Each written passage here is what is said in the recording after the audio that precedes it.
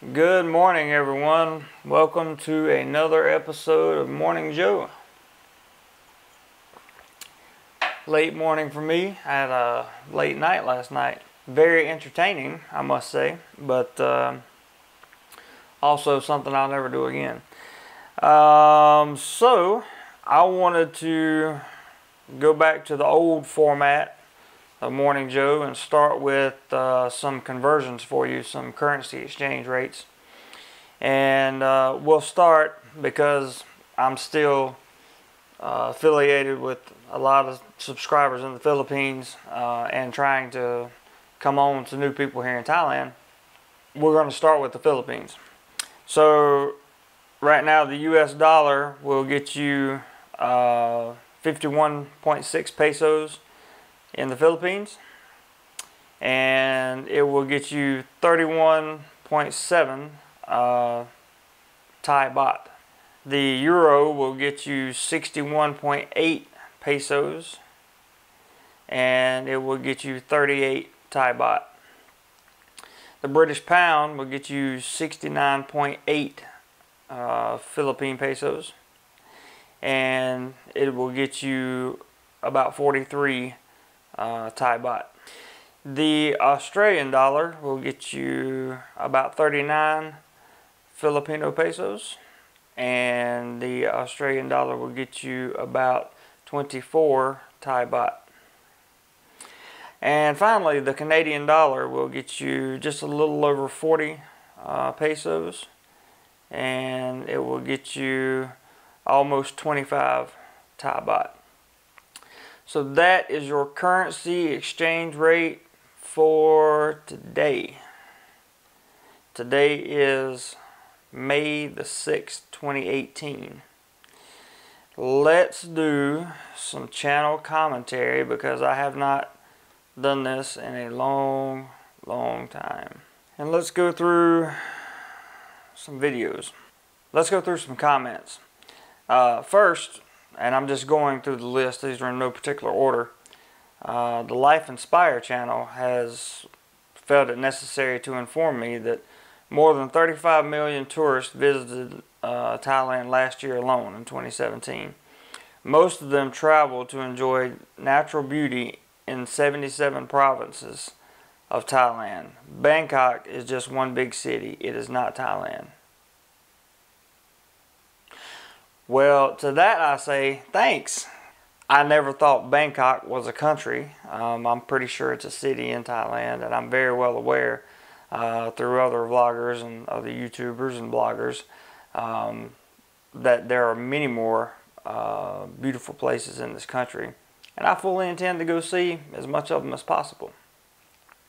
So I'm not sure why the condescending comment was put on the channel, but you felt it necessary to say it, so be it. He goes on to try to give me a lesson in how much visas cost, and his numbers are just wrong. I was just at the immigration office last week, as some of you saw, so I'm not even going to get into that. Mr. Jack says the extension is added, where he's talking about visas. The extension is added to the end of the initial date, not from when you get the stamp, at least for the two I got. Now, I responded to him, I hope you are correct, because the immigration department did not tell me that. They told me that the date that I go get my 30-day extension, it will be from that date. So in other words, I arrived in Thailand on May the 13th on a visa exemption, not a visa on arrival. It's an exemption. I can get that extended for 30 days. So if I get that extended on May the 10th, then according to immigration, I will be due up for another extension, or that extension will expire on June the 10th, not June the 13th. Does that make sense? I hope so. However, I hope he's right, because that gives me more time and it makes more sense. Tim says, I think one of the main draws of the Philippines for expats is the easy visa situation. If not for that, I would be in Thailand too. I find some excuse to go there once or twice a year from the Philippines. And I have to say that it is much easier, thus far, it has been much easier to obtain a visa in the Philippines than it was, or than it has been here in Thailand. Now, again, I haven't even gotten my first extension, so but I have looked into the visa agencies, which provide you with the single entry visa, 60-day, and then you get the 30-day extension after that. And it's costly, it's time consuming, whereas in the Philippines it's not.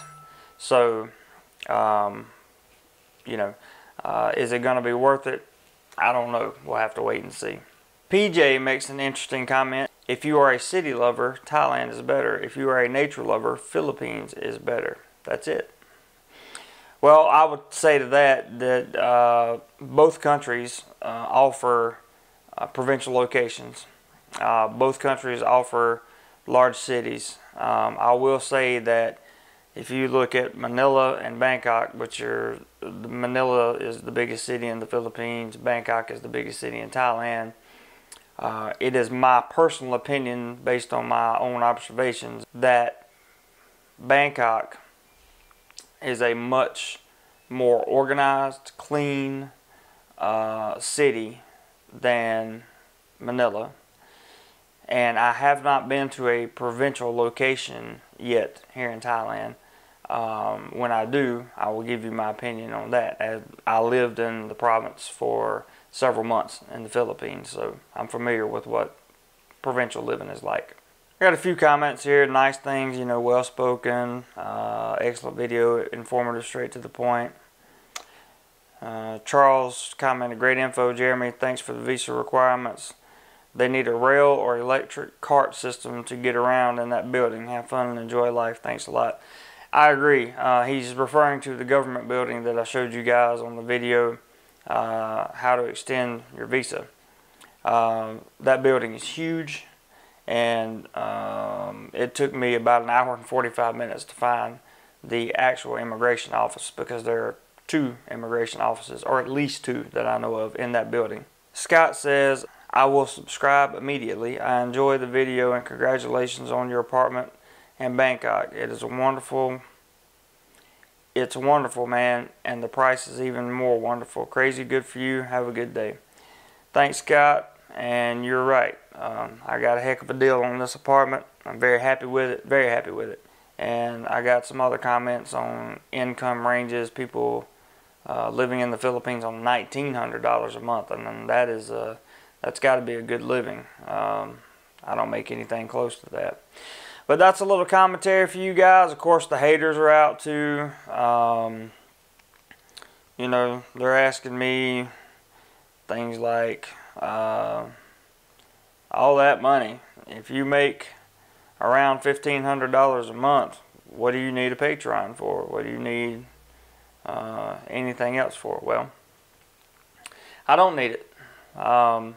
It was put there because it was requested to be put there. Will it help? Sure, absolutely it'll help. It'll help the channel tremendously. It'll help what I'm trying to accomplish tremendously. But I don't need it.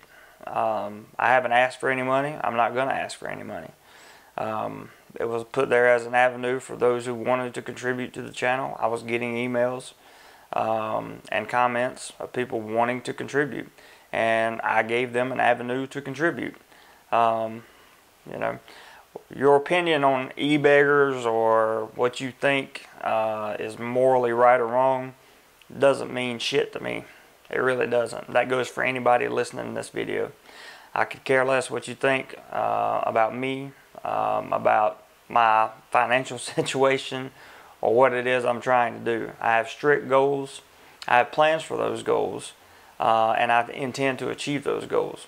If that means that people want to contribute to my success, then so be it. I'll let them.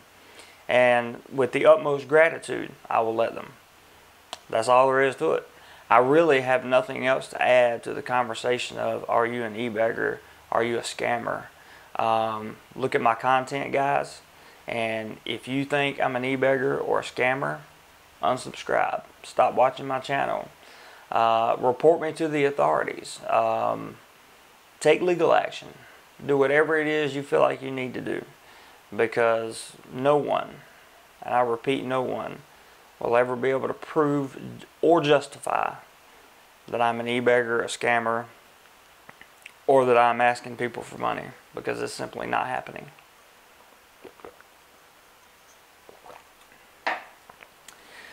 Now, what's coming up?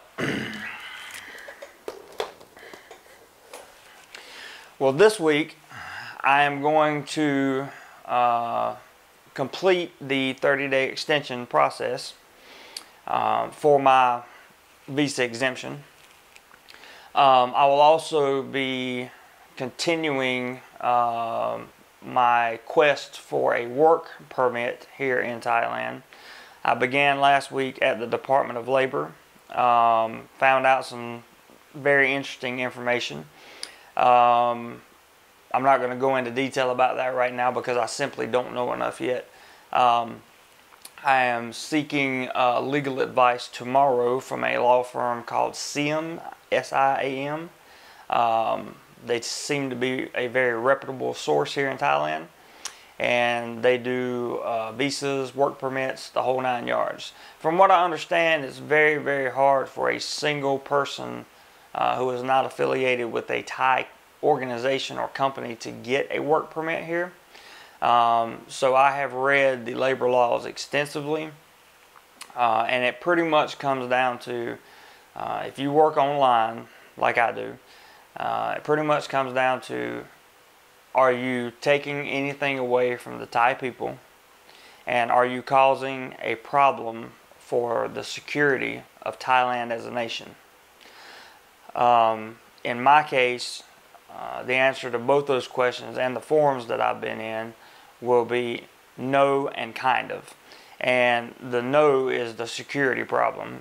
Definitely not causing a security problem. Am I taking things away from a Thai person?